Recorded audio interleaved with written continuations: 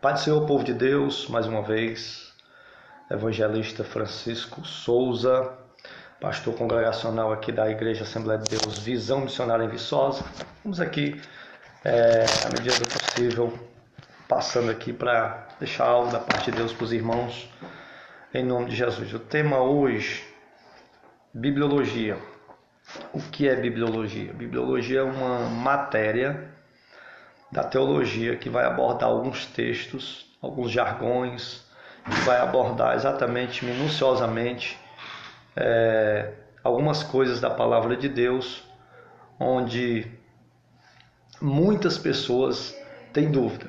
Portanto, os jargões, como faça por ti que eu te ajudarei, né? Tem até algumas pessoas que falam, usam coisas, provérbio popular, como Deus ajuda quem cedo madruga, e colocam como se fosse a Bíblia que estivesse falando isso aí, tá bom? Antes, eu gostaria de louvar a Deus, saudar a todos com a paz do Senhor Jesus, os amados que estão nessa noite assistindo, tá bom? Quero dizer que é um momento de satisfação estar com vocês aí do outro lado. Pai de sua irmã Luzilene, né? Como é o nome do local aí que a senhora está? Pernambuco, né? Está sintonizada aí, ligadinha aqui através dessa live. Meus amados, eu queria repassar para vocês aqui, nós vamos falar hoje sobre bibliologia, tá bom?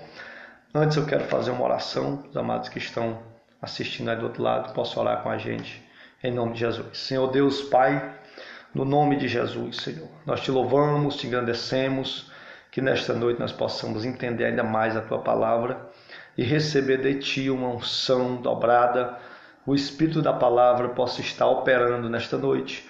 Em nome de Jesus é o que nós oramos e pela fé te agradecemos, e quem crê, diga um amém.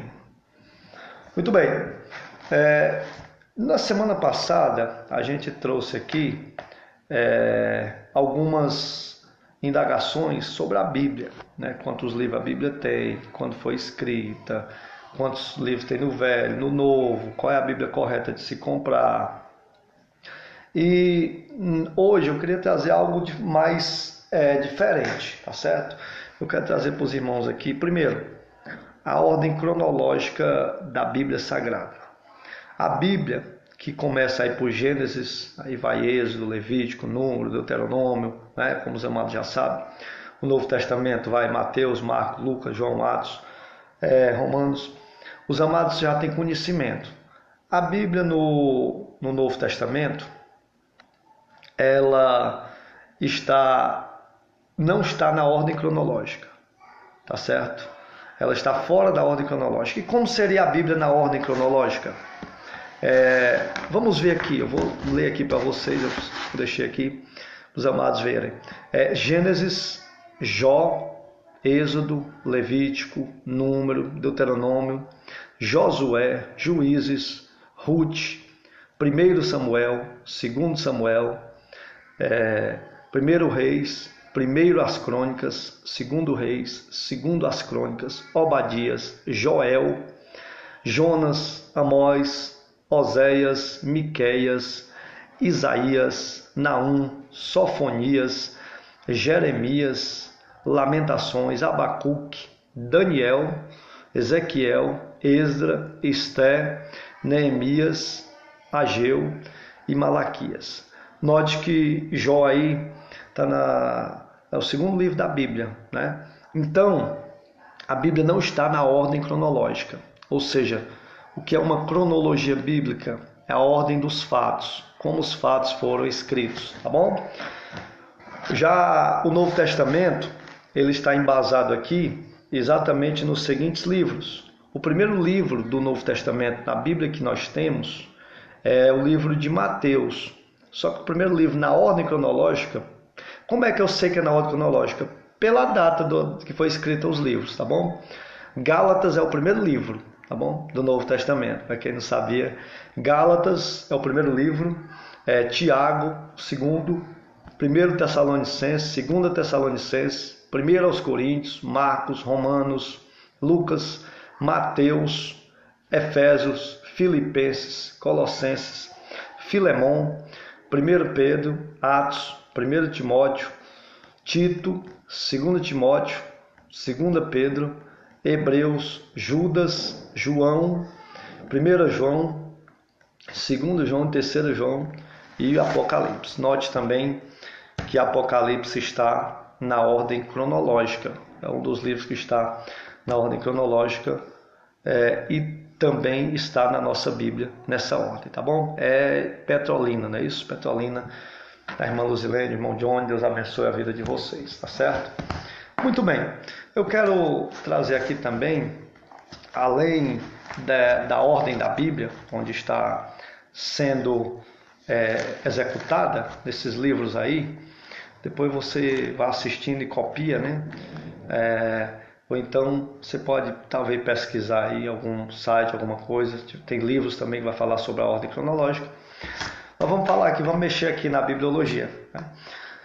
Eu vejo muitas criancinhas que aprendem na igreja sobre a subida de Elias ao céu. Como Elias subiu ao céu? Alguns dizem, muitos dizem, e até tem, eu vejo aí alguns desenhos. Compra a Bíblia e tem uns desenhozinhos que Elias subiu numa carruagem de fogo, certo? Mas a Bíblia não vai falar isso. A Bíblia não vai falar que Elias subiu numa carruagem de fogo. Como assim? Elias não subiu na carruagem de fogo? Elias subiu numa carruagem de fogo em que sentido? Em que circunstância? Como se prova? Pai do seu irmão Alex Silva, abençoado. Deus te abençoe, viu? Elias não subiu na carruagem de fogo, porque a Bíblia, a teologia, a hermenêutica, a exegese, ela explica a própria Bíblia, né? No livro de 2 Timóteo, no livro de 2 Reis, nós temos também que entender que livros do Velho Testamento é segundo, não é 2 Reis, tá bom? Isso é bibliologia. Tem muita gente lendo dessa forma, fazendo dessa forma. Vamos abrir lá em 1 Samuel. Samuel não é uma carta, Samuel é um livro. Portanto, se é um livro, nós temos que pronunciar 1 Samuel, 2 Samuel, 2 as crônicas, 1 as crônicas, tá bom? Temos que pronunciar também 1 Reis, 2 Reis. Por quê? Porque é um livro, não é uma carta, tá bom? No Velho Testamento todos são masculinos. 1 Reis, 2 Reis, 1 as crônicas, 2 livro das crônicas. Já no Velho Testamento, é tudo masculino. No Novo, tudo feminino. 1 Tessalonicense, 2 Tessalonicense, 1 Carta aos Coríntios, 2 aos Coríntios, tá bom? 1 Epístola de João, 2 Epístola de João, 1 Epístola de Pedro, 2 Epístola de Pedro, e por aí sucessivamente. Novo Testamento, tá bom? Então no Velho Testamento, para ficar mais fácil, no Velho Testamento você vai pegar e vai colocar tudo no masculino, 1 Reis, 1 Samuel. Já no Novo Testamento você vai colocar tudo no feminino, 1 Pedro, 2 Pedro, porque são cartas. Velho Testamento, livros, tá bom? Vamos fazer a leitura aqui, segundo livro dos Reis, capítulo de número 2, versículo 1, diz: E quando o Senhor estava para tomar Elias ao céu em um redemoinho. Como é? Em um redemoinho. Elias partiu de Gilgal com Eliseu. Aí eu lhe pergunto uma coisa. Elias subiu num carro de fogo ou num redemoinho? Vamos ler de novo. E quando o Senhor estava para tomar Elias ao céu num redemoinho, tá bom? Elias partiu de Gilgal com Eliseu. Então Eliseu foi com Elias subiu em um redemoinho. Alguns historiadores vão falar, até porque eles passaram em Gilgal, em Betel, em Jericó, e logo após eles foram para o Jordão, tá bom? Alguém vai falar aí também que Elias, ele era costumeiro, não é a Bíblia que fala, tá bom? Era costumeiro ele andava em redemoinho. Deus levantava ele e ele saía andando e ia de lugares para lugares em redemoinho, tá bom? Não é uma base bíblica, mas é um fundamento aí que os historiadores vão chamar a atenção para a gente atentar para isso, tá bom? Então não é heresia porque eu não estou falando que é a Bíblia que diz. Agora estou assegurando No versículo 11 também, ele vai dizer o seguinte, 2 Reis, capítulo 2, versículo 11. E indo eles andando e falando, de repente um carro de fogo com um cavalo de fogo os separou um do outro, e Elias subiu ao céu em um redemoinho. Então Elias subiu ao céu, não numa carruagem de fogo, mas sim num redemoinho. Alguns historiadores acreditam nessa hipótese do redemoinho levar Elias de um lado para o outro. Outra coisa que nós temos que destacar aqui na bibliologia bíblica é a epígrafe do texto ou exatamente o título do texto. Os abençoados aí que escreveram a Bíblia, eles não escreveram ponto nem vírgula, nem justamente essas epígrafes, os títulos do texto. Portanto, a própria gráfica faz esse papel. E se você olhar na sua Bíblia, pode ser que na sua Bíblia tem aí um título dizendo, sabe o quê? Elias subiu ao céu, assunto ao céu, numa carruagem de fogo. Quando você vai ler o texto, o contexto, nada disso tem a ver com o título que está ali. Então, os títulos, eles não são confiáveis, muitas vezes, por conta de que não está registrado, não foram os profetas, não foi Pedro que escreveu, não foi Davi que escreveu, não foi Samuel que escreveu os títulos, não tinha ponto, não tinha vírgula, era na tora, como diz aqui no sertão, né? Era num embrolho, e eles vinham e faziam tudo, não tinha ponto, não tinha vírgula, nem acento.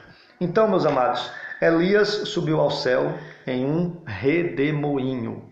Embora existam muitos louvores que vão sendo cantados, muitos louvores que vão sendo cantados dentro das nossas igrejas. A carruagem de fogo que chegou nesse lugar, a carruagem de fogo, quem mandou foi Jeová. E eles fazem alusão de que Elias sobe nessa carruagem de fogo. Pai do Senhor, meu amigo Leandro Farrapo, abençoado lá do Acarape, né? Está ligadinho aí. Deus te abençoe, meu filho, viu? Sua família, Deus te abençoe mais e mais, em nome de Jesus. Muito bem, eu quero também repassar outra coisa aqui, que os amados às vezes falam, isso aqui é demais, viu? Isso aqui falam muito, muito, muito. Esse tema que eu vou falar agora, vamos fazer uma live mais curta, é sobre onde tiver 2 ou 3 reunidos, ali o Senhor está no meio, tá bom? Tem muita gente que fala isso. Mas em que circunstância? O que é que o texto está querendo dizer? O que é que o texto está querendo repassar sobre isso, tá bom?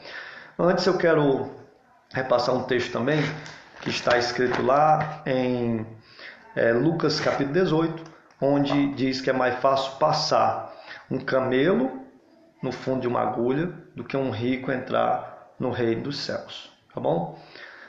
Que camelo era esse? Tem duas possibilidades aí, tem duas teses ou dois pensamentos os historiadores dizem. O primeiro é que eles dizem que esse camelo, no original, chama-se corda forte, cordão, né? Então esse era um cordão muito grosso que não caberia no fundo de uma agulha, tá bom? A segunda hipótese é que depois que os portões de Jerusalém eram fechados, tinha-se umas pequenas janelas, tá certo? Em que o povo tinha acesso de entrar e sair exatamente do seu local ali de Jerusalém para fora da cidade. Então ali era uma forma de que as pessoas entravam e saíam depois dos portões fechados.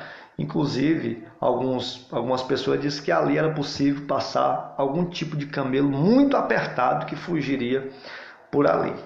Muito bem, são duas das hipóteses, mas nós vemos muitos ricos aceitando Jesus, muitas pessoas que são ricas financeiramente aceitando Jesus. Então quebra-se essa hipótese. O que Jesus estava querendo dizer é que é complicado, é difícil. O que Jesus estava falando no texto? Ele estava falando no texto de um jovem rico que não queria desapegar das suas coisas, que não queria deixar suas riquezas exatamente para seguir a Cristo, exatamente desapegar das suas finanças para seguir para o reino de Deus. O que ele estava querendo dizer é que é muito difícil Alguém deixar seu escritório para querer ir para a igreja. Alguém deixar suas finanças para ir para a igreja. Mas não é impossível, tá bom? Nós vemos muitas pessoas que têm condições de estar abençoando a igreja, estar na igreja, estar bem, estar olhando para o alto, as coisas do alto, as coisas de Deus. Tá certo? Muito bem. Nós vamos fechar aqui. Eu quero repassar aqui mais uma coisinha para vocês. Essa aqui é mais especial, que eu deixei aqui para vocês por último. A Bíblia vai falar sobre esse jargão no livro de Mateus, capítulo 18. Que jargão é esse? Onde eles vão falar onde tiver 2 ou 3 reunidos, ali o Senhor está no meio, tá bom? Isso aqui eu não tenho nem dúvida, que onde tiver 2 ou 3 reunidos no nome do Senhor, Ele está no meio, Ele está presente, que estamos clamando Ele, tá bom? Se tiver 2, 3 no meio dele. Só que Ele disse 2 ou 3. Ele relata ali esses dois números, 2 ou 3. Ele não fala onde tiver 1, 2, 3 ou mais, não. Ele fala onde tiver 2 ou 3 reunidos, ali Ele está no meio deles. O que que Jesus quis dizer com isso? O que que Jesus quis repassar com esta mensagem? Tá bom? Vamos abrir aqui em Mateus, no capítulo de número 18, ele diz assim, ó, olha a epígrafe do texto. O perdão do pecado de um irmão. A epígrafe do texto.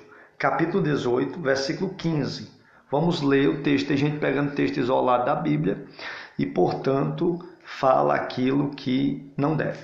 Eu vejo pessoas renomadas, não tenho nada contra, tá bom, meus amados? É bom a gente aprender para a gente não cair no mesmo erro. Não é pecado você falar isso aí, mas não é no sentido. Hoje veio 5 pessoas para a igreja, hoje não veio tanta gente para a igreja, choveu. Mas onde tiver 2 ou 3 reunidos, o Senhor está presente. Muito bem, e se tiver só um, como é que fica? E se tiver 1000, né? Então Jesus ele trabalhou com esses 2 números, onde tiver 2 ou 3 reunidos. Então vamos ler, capítulo 18 de Mateus, versículo 15 diz, ora, se o teu irmão pecar contra ti, vai e repreende-o entre ti e ele. Se te ouvir, ganhaste o teu irmão. Beleza, vamos lá. Mas se não te ouvir, leva contigo 1 ou 2, e com ele fará os 3, tá bom? Testemunha, 2 ou 3 testemunha.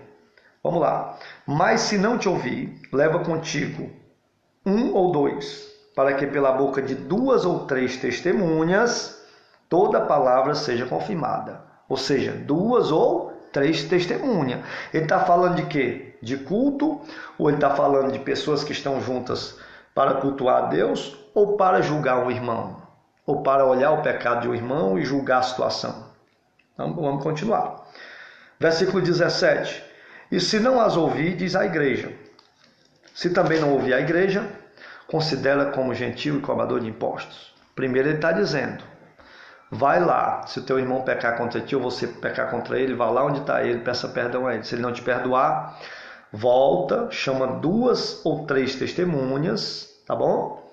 E vai lá onde está ele, para que ele possa ser ouvido por essas testemunhas, e essas testemunhas sirvam para contar à igreja aquilo que ele fez.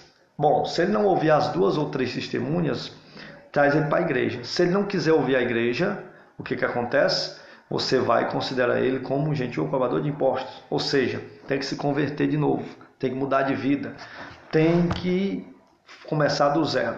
Então, o versículo 18 diz, em verdade vos digo que tudo que é ligado na terra será ligado no céu, e tudo que é desligado na terra será desligado no céu. E também vos digo, se 2 de vós concordarem aqui na terra acerca de qualquer coisa que pedires, ser-lhe-á concedida pelo meu Pai que está no céu.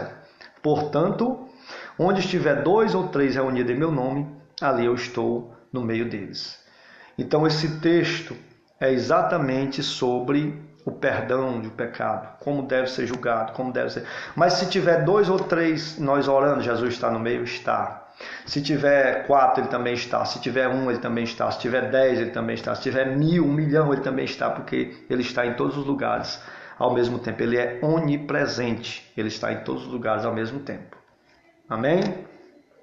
O versículo 21 ele vai dizer, então Pedro se aproxima de Cristo e pergunta, Senhor, até quantas vezes pecará o meu irmão contra mim e eu lhe perdoarei? Até 7? Viu como ele estava falando de perdão? E Jesus então responde, eu não te digo até 7, mas até 70 vezes 7. Na quantia humana seria 490 vezes, né? 480 vezes, mas na quantia do homem, né? É 490 vezes mesmo. Na quantia do homem é exatamente... o negócio é sério, né, meu Oswaldo? Na quantia do homem, a paz do Senhor, é exatamente 490 vezes. Mas na quantia de Deus, ninguém que vai pecar 70 vezes 7, 490 vezes ou você por dia, não vai.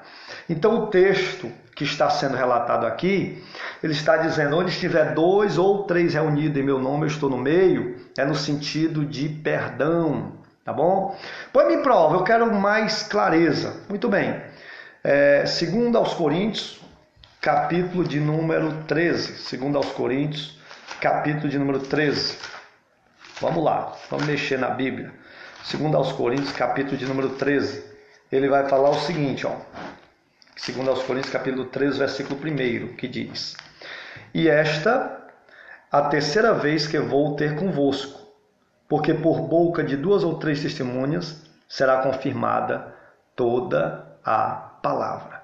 Ou seja, por um testemunho de um não tem muito valor, porque pode dizer se Jesus considera esse cara está inventando, né? Mas por boca de 2 ou 3 testemunhas tem um valor, porque é mais do que 2 pessoas falando, 1, 2, 3 falando, né? 2 ou 3 falando. E o testemunho de 1000 pessoas ao mesmo tempo, claro que tem valor, mas o que Jesus está querendo dizer é que basta, tendo 2 ou 3 testemunhas falando, pessoas sérias, Deus está no meio daquilo ali porque é verdade. Deus está no meio daquilo ali porque tem valor. Deus está no meio daquilo ali porque é sincero, tá bom? Então, é dessa maneira que se trata. Eu quero passar mais um texto aqui, segundo 1 Timóteo, tá bom? Capítulo de número 5, separei aqui para os amados, capítulo 5, versículo de número 19, que diz assim, ó, presta atenção, não aceites acusação contra um presbítero, tá bom? Senão com 2 ou 3 testemunhas. Tá certo? 2 ou 3 testemunhas. Até para acusar, vamos dizer assim, até para se reportar um pastor, a um presbítero, a um obreiro, tem que ter 2 ou 3 testemunhas. Se você chegar lá conversando com seu pastor, eu vi fulano fazendo isso, a não ser que você tenha um celular, um vídeo, alguma coisa, mas se não tiver outro tipo de prova, você vai ter que chamar mais alguém para provar com você. E se não for verdade, alguém vai para conversar com você? Não vai. Não vai. Então, o que acontece? O segredo é você confiar, acreditar que Deus está no controle e a verdade tem que ser dita. Se tiver que provar, prova. Se não tiver, acabou. Jesus está dizendo, eu não aceito acusação, alguma coisa só de uma pessoa, né? Até a justiça brasileira, a justiça mundial do homem, ela não aceita, porque fica a minha palavra contra a sua palavra, mas se tiver mais alguém falando, então ele já considera que aquela pessoa, que tem fundamento aquela acusação, tá bom? Outra coisa que eu queria mostrar para vocês, Mateus capítulo 6, versículo 6, ele também vai falar, para você ver como onde tiver 2 ou 3 reunidos, Jesus está no meio, mas Jesus também está dizendo aqui que estará no meio de onde tiver uma pessoa orando, né? Se uma pessoa orando, ele está no meio. Ele diz no versículo 6, capítulo 6, versículo 6, ele diz assim, ó, Mateus capítulo 6, versículo 6. Ele vai falar assim, quando tu fores orar, entra no teu quarto, vamos lá, vamos ver aqui o texto. E quando orares, não seja como os hipócritas, porque gosta de orar em pé nas sinagogas, nas esquinas e nas ruas, para ser visto pelos homens. Versículo 6. Mas tu, quando orares, entra no teu aposento e, fechando a tua porta, ora a teu pai, que está em secreto. Tá vendo aí, ó? E teu pai, que ele vê secretamente, te recompensará. Então ele está mandando você ter uma comunhão com ele sozinho. Ele está próximo de você, ele está presente com você. Quando você estiver sozinho com ele lá no quarto, ele está te vendo do mesmo jeito. Então se a gente fosse olhar aqui onde tiver 2 ou 3 reunidos, ele está no meio. Então quando tiver só um, ele também não vai se fazer presente. É lógico que ele estará no meio de quando tiver 1, quando tiver 2, quando tiver 3, quando tiver 4, quando tiver 5, quando tiver 1000. Mas o texto que ora lemos, em Mateus capítulo 18, está falando exatamente do pecado de um irmão que pecou e que precisa de 2 ou 3 testemunhas para falar se ele pecou mesmo ou se não pecou. Se precisa de 2 ou 3 testemunhas também, para que se ele pecou contra mim, eu tenha essa testemunha de que ele não quis o meu perdão, de que ele não quis me perdoar. Tá bom? Então esse texto ele é muito claro. Tá certo? Outro texto que eu quero trazer para os amados, que embasa exatamente nesse aqui para a gente fechar. Vocês sabem, no livro de João, capítulo 8, versículo 3 ao 11, ele vai falar sobre uma mulher que adulterou, uma mulher que pecou. Né? Uma mulher que peca, e essa mulher, após ter pecado, Jesus recebe ela, toda aquela cidade traz ela, e ela teria que ser apedrejada. Tá certo? João capítulo 8, versículo 3 diz assim, ó. Os amados tiverem aí um pouquinho de paciência, a gente vai. Os escribas e os fariseus trouxeram uma mulher apanhada em adultério. Apanhada em adultério. E puseram nos pés de Jesus, no meio do grupo. E disse eles, Jesus, mestre, essa mulher foi apanhada em adultério. Na lei de Moisés ordena que ela tem que ser apedrejada. E tu, o que dizes?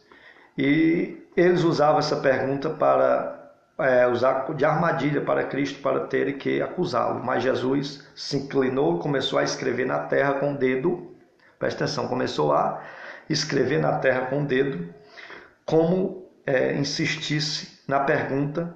Ele se endireitou e disse, aquele que dentre vós está sem pecado, seja o primeiro a atirar a pedra. Inclinando-se novamente, escrevia na terra. Quando ouviram isto, foram se retirando um a um, começando pelo mais velho, até que ficou só Jesus e a mulher no meio, onde estava. Muito bem. Esse texto ele vai relatar exatamente um julgamento que eles fizeram aqui. Só que esse julgamento foi um julgamento precipitado. Por quê? Porque na lei de Moisés, no capítulo de número 22, no versículo de número 22, nós vamos ler, diz que se por acaso alguém pecar em adultério, quem tem que ser levado até lá é a pessoa, a mulher que adulterou e o homem que adulterou. Note no texto, a bibliologia vai falar, a matéria da bibliologia que nos ajuda muito. Note no texto que eles trouxeram só a mulher. Eles não trouxeram o homem. Então Jesus escreve no chão. E alguns historiadores, alguns pregadores dizem, olha, aqui Jesus estava escrevendo uma nova história para aquela mulher. Jesus estava escrevendo algo novo para aquela mulher. Mas na verdade ninguém sabe o que foi que Jesus escreveu. Conjecturando, olhando para dentro da Bíblia, a minha mente também é um pouco fértil, eu posso detectar que Jesus poderia estar, é o mais óbvio, escrevendo a própria lei. Está escrito em Deuteronômio 22, onde Jesus escrevera o quê? Na minha opinião, tá bom? Deuteronômio 22, Jesus escreveu o quê? Se um homem for achado deitado com uma mulher casada, ambos serão mortos. O homem que se deitou com a mulher e a mulher, assim extirparás o mal de Israel. Ou seja, teria que apedrejar o homem e teria que apedrejar a mulher, os dois. Jesus aqui recebe apenas a mulher. Então Jesus, vamos dizer assim, acha com a sua onipotência, onipresença, onisciência, sendo Deus, acha uma brecha na lei aí de Moisés e diz, quem não tiver pecado, atira a primeira pedra. E aponta com o dedo no chão e escreve, eu creio que a lei, e ele aponta lá para Deuteronômio 22 e diz, cadê o homem? Como é que vocês querem apedrejar uma mulher que se vocês não têm fundamento? Vocês têm testemunhas, mas cadê o homem que vocês não conseguiram pegar? Cadê o homem que vocês não conseguiram trazer para cá, para que ele pudesse ser apedrejado também junto com ela? Aí os mais velhos, conhecedores da lei, se tocaram e disseram: vixe, nós demos uma mancada feia, nós vacilamos feio. Então é melhor nós soltarmos as pedras e sairmos, porque nós também temos pecado. Da mesma forma que essa mulher está sozinha aqui, sendo acusada de adultério, nós também podemos ser acusados de adultério sozinhos, sem a mulher. Ou seja, aqueles homens se sentiram o quê? Caramba, Jesus achou isso aí. Se nós não sairmos daqui logo, ele pode arrebentar com qualquer um de nós, que Jesus poderia apontar para ele e dizer: você também é um adúltero. E ele dizia: não somos, quem é ela? Ele disse assim: mas cadê a prova? Cadê o homem? Aí Jesus poderia dizer: mas cadê a mulher também de vocês?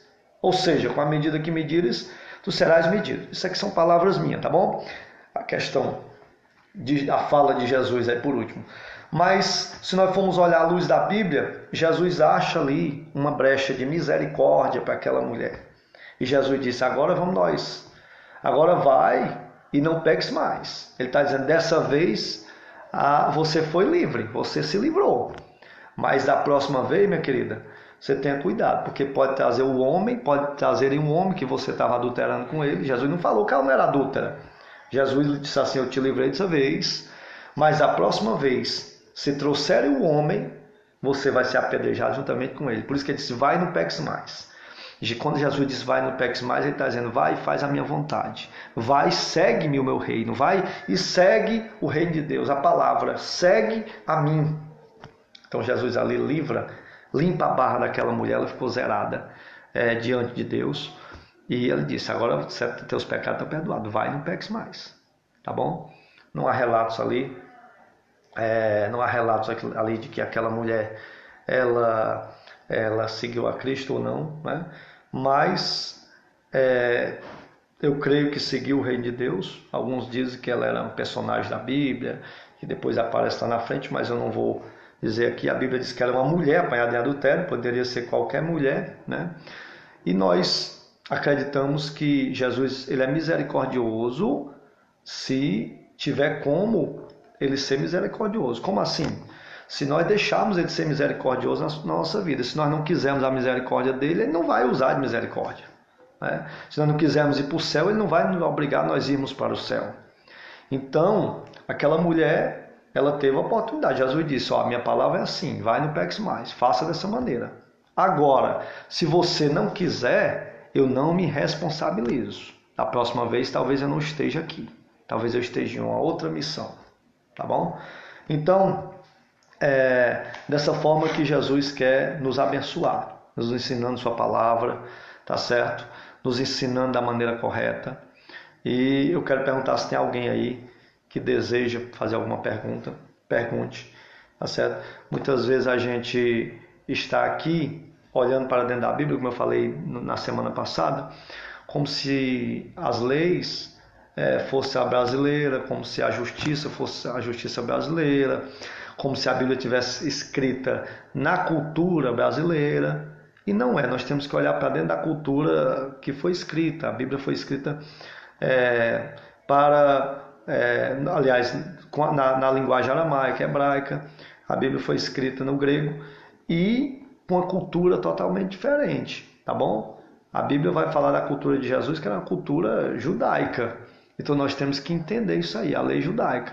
Não é só pegar a Bíblia e dizer assim: é desse jeito, eu entendo a lei do Brasil e é desse jeito. Não.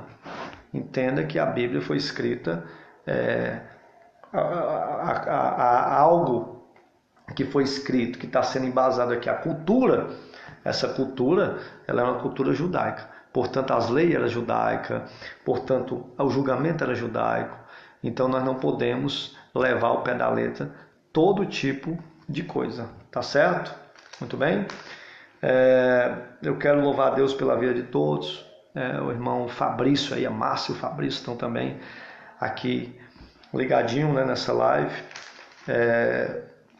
Sempre quando a gente tiver um tempinho, a gente vai estar trabalhando dessa forma. Eu quero deixar a última de hoje aqui, são 9 horas e 33 minutos. Vou deixar a última de hoje aqui. Deixa eu ver se eu me lembro aqui do texto. É Lucas capítulo 18. tá bom? Lucas capítulo 16 vai falar sobre a parábola do mordomo infiel. Essa parábola está corretíssima. Em algumas Bíblias, como eu já falei, na epígrafe do texto ou no título do texto, vai falar o seguinte: a parábola, capítulo 16, versículo 19. Acima vai dizer a parábola do rico e do Lázaro. Mas esse texto não é considerado uma parábola, tá bom? Ah, mas na minha Bíblia tem. Não considere a epígrafe do texto, eu já falei para vocês, tá certo? A parábola do rico e do Lázaro. Por que não é uma parábola? Porque o que é uma parábola? Parábolas são exatamente aquilo que se fala quando ele diz: havia um homem rico cuja administração foi acusado de dissipar os seus bens. Então, chamando-lhe, disse: que é isto que ouço de ti? Dá conta da tua administração. Esse capítulo 16, versículo 1, a parábola do mordomo infiel, não está falando quem é o mordomo, não está falando de que cidade, não está falando como era o nome dele, não está falando qual era a cidade, qual era o endereço dele, né? Não está falando como era o nome dos filhos dele, não está falando como era o nome dos pais dele, não. O que é uma parábola? É uma história contada, real, para embasar exatamente a história que Jesus queria contar, tá certo?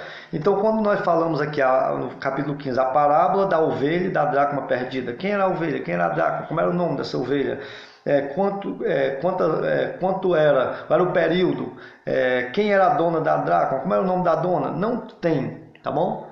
Então, uma parábola é exatamente aquilo que não tem nomes de lugares, de pessoas.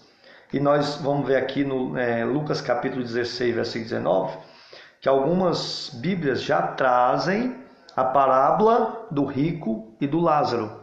Mas na verdade, irmãos, não pode ser parábola porque já está dizendo Lázaro. Tem um nome aqui, tá bom? Tem um nome.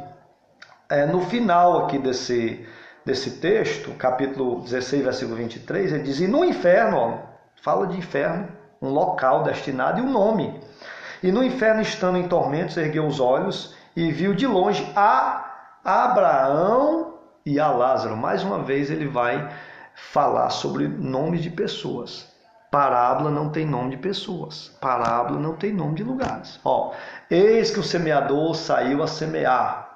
Quem era o semeador? Saiu a semear onde? Ele não diz, ele só diz que ele vai semear em uma terra boa, uma terra ruim, uma terra de espinho, uma terra de pedregais, mas ele não diz a terra era em Israel, era no Egito, era em Cafarnaum, era em Belém, era na Judéia, não em Samaria, não.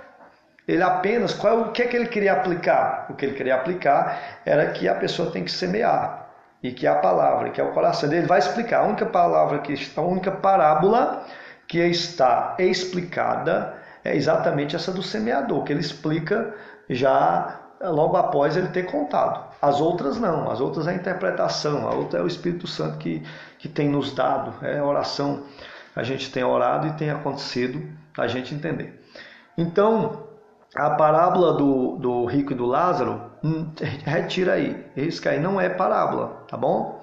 Eu até conversando com um amigo meu, o pastor Zé Ponte, e ele também confirmando, não é parábola, tá bom? Rico e o Lázaro. Coloca só o rico e o Lázaro, tá certo? Não vamos cair em qualquer vento de doutrina. Outra coisa, irmãos, que eu quero falar para vocês: notinhas de rodapé. Cuidado com as notas de rodapé. Tem nota de rodapé que tem altas heresias, dependendo da Bíblia que você compra. Tenha cuidado com as notas de rodapé. O que é a nota de rodapé, para quem não tem uma Bíblia de estudo? Essa minha Bíblia é uma Bíblia de estudo, mas ela não tem nota de rodapé, é a Thompson. Tem um texto aqui em cima e daqui para baixo ela tem aqui as notas de rodapé, ou seja, tem explicando o texto em cima. E às vezes a explicação aqui embaixo do texto em cima não é exatamente aquilo que relata aqui em cima, tá certo? Portanto, cuidado com as notas de rodapé. Eu costumo sempre procurar em mais de uma fonte, 2, 3, 4, 10 se for preciso, mas é bom a gente trazer uma palavra genuína, porque a Bíblia diz que nós temos que pregar a sã doutrina, ou seja, a doutrina correta, uma doutrina santa, a doutrina que não adoece, uma comida que não seja estragada, tá bom? Muitas vezes a preocupação do povo faz a Bíblia da mulher, a Bíblia do homem, a Bíblia da criança, a Bíblia não sei o que, estão tirando até a Bíblia Sagrada, né? Então fica complicado para a gente trabalhar nessa questão de buscar. E tem muita gente que quer pregar, já está aqui embaixo no rodapé, ele pega e já começa a pregar achando que está correto aquilo ali, às vezes até deu a falta de coragem, para não dizer preguiça, né? Faltou a coragem de pesquisar em outros textos, ali já está muito mastigado, está no ponto de engolir, e aí acaba que a pessoa vai naquilo ali e acaba enfiando ela abaixo uma heresia, e acaba que aí, em vez da gente glorificar o nome do Senhor, acaba que a gente não glorifica, tá bom? Porque tudo é para glorificar ao nome do Senhor, tá certo, meus irmãos? Eu quero louvar a Deus pela vida de todos. Alguma pergunta, pergunte aí, alguma dúvida, pergunte aí, tá bom? Que nós estaremos tentando responder à medida daquilo que formos sabendo. Essa era aquilo que a gente teria para repassar para os amados hoje. Quero louvar a Deus pela vida do meu amigo Johnny, está em Petrolina, a vida do Fabrício, da Márcia, a vida também do meu amigo Alex, tá bom? Maria Lidiane, também o meu amigo Leosvaldo, tá certo? A Márcia e o Fabrício, amados que estão aí ligadinho nesta live, tá bom? Deus abençoe a todos, a paz do Senhor a todos. Nós somos da Assembleia de Deus Visão Missionária aqui em Viçosa. Projeto de Deus não se pode parar.